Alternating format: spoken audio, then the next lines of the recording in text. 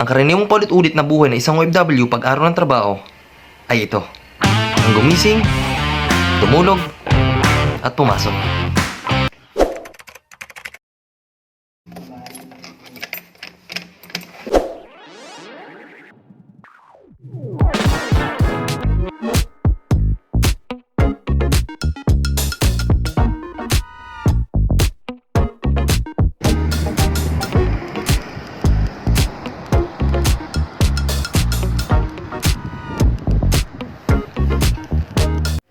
At sa punto na to, nag-aantay na kami ng bus para pumasok.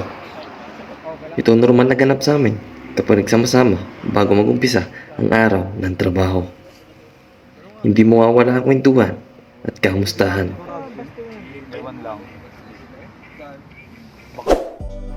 At habang nasa biyahe ka, kailangan mong iset ang utak mo na dapat focus ka lang sa trabaho.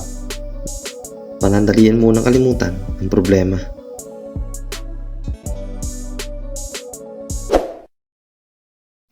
At dito sa locker room, mag-uumpisa ang lahat na ang bawat isa sa amin ay naghahanda dahil sa bawat isa ay may trabahong nakalaan at nakatoka.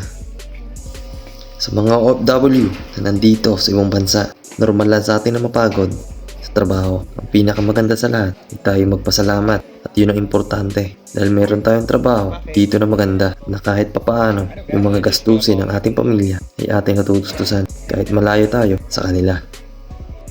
Sa aming nandito sa ibang bansa, nakikipagsapalaran sa buhay, lumalaban ang patas. Hindi mo mababatid sa kanila yung lungkot sa kanilang mga muka dahil ito ang aming niiwasan. Ito ang aming pinakamatinding kalaban habang malayo kami sa aming pamilya. At lagi namin tinatandaan na ang aming ngayong pinaghihirapan ay may kapalit na kaginhawaan sa kinabukasan. At isa yon sa dahilan kung bakit nandito tayo at nakikipagsapalaran. At ito ang karaniwang ganap sa amin pag oras ng break time. Hindi pa din mawawala ang kwentuhan. Ang kalimitang napapagkwentuhan kung ano ba din nangyari sa ilang oras namin pagtatrabaho. Ano ba naging ganap sa mga ginawa namin sa bawat trabahong nakatoka sa amin. At ang pinakagusto naming lahat, ang oras ng uwian. At hindi pa rin mawawala ang kwentuhan na parang hindi napagod sa loob ng 8 oras na pagtatrabaho. Na ang lahat ay excited na makauwi sa kanya-kanyang bahay para makapagpahinga. Na kahit alam naman na napagod sa 8 oras na pagtatrabaho, hindi pa rin natin nakalimutan ng ngumiti. At likas sa ating mga Pilipino na kahit pagod sa pagtatrabaho, ay nakukuha pa rin natin na tumawa. At hindi mawawala sa amin pag oras ng uwian ang kwentuhan at kulitan.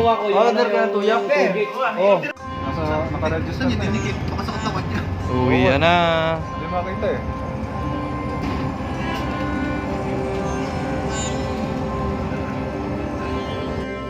At ito yung oras na nababa na kami ng bus. Naglalakad pa uwi sa aming accommodation. Na animoy parang wala nangyari sa loob na maghapon pagtatrabaho. Nananatili pa rin sa aming mga mukha Uwi na natin mga Pinoy. ang ngiti, saya, na kahit pagod sa trabaho.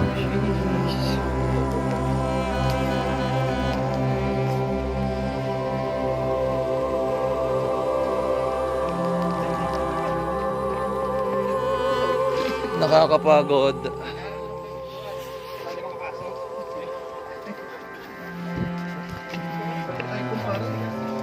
Wala po. At ito naman ang ganap pagkarating sa bahay sa loob ng 8 oras na pagtatrabaho. Hindi maiiwasan na may masakit sa katawan. Ito ang una mo dapat maisip bago ka makipagsapalaran sa ibang bansa na walang ibang tutulong sa iyo kundi sarili mo lamang sa ganitong pagkakataon. At kailangang handa ka sa anumang pwedeng mangyari kapag nag-ibang bansa ka. Pero kahit ganun pa man, sa isang banda, kailangan mo talagang maranasan ang puyat, pagod at sakit ng katawan na dahil naniniwala ka na lahat ng iyong pinaghihirapan ay iyo ding mapapagtagumpayan. At ang lagi kong sinasabi, trust the process.